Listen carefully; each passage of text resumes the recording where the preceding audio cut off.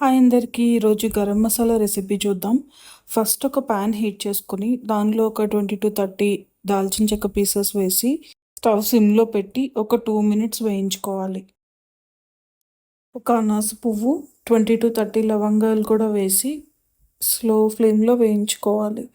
ఇట్లాగే ఇంగ్రీడియెంట్స్ అన్నీ one by one వేస్తూ స్లోగా వేయించుకుంటూ ఉండాలి. ఇప్పుడు లవంగాల తర్వాత ఒక 10 యాలకులు, కొంచెం యాలకుల్ని కొంచెం బ్రేక్ చేసి వేస్తే బెటర్. ఎందుకంటే హీట్ అయిన కొద్దికి యాలుక్కాయలు పేలుతాయి కాబట్టి. ఒక టేబుల్ స్పూన్ మిరియాలు కూడా వేసి బాగా వేయించుకోవాలి. ఇప్పటిదాకా వేసిన స్పైసెస్ అన్నీ బాగా వేగిన తర్వాత ఒక కప్పు ధనియాలు వేసి, ధనియాలు గోల్డెన్ బ్రౌన్ కలర్‌కి వచ్చే వరకు వేయించుకోవాలి.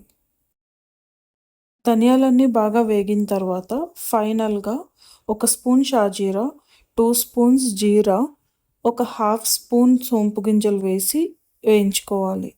ఇవి చాలా చిన్నగా ఉంటాయి కాబట్టి మనకి వేయించుకోవడానికి ఎక్కువ టైం పట్టదు. సో, మనం ఒక 30 సెకండ్స్ అయిన తర్వాత స్టవ్ ఆఫ్ చేసేస్తే సరిపోతుంది.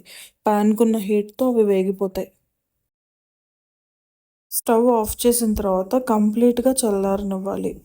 అలా చల్లారిన తర్వాత ఒక మిక్సర్ గ్రైండర్‌లోకి తీసుకొని ఫైన్ పౌడర్ అయ్యేటట్టు గ్రైండ్ చేసుకోవాలి.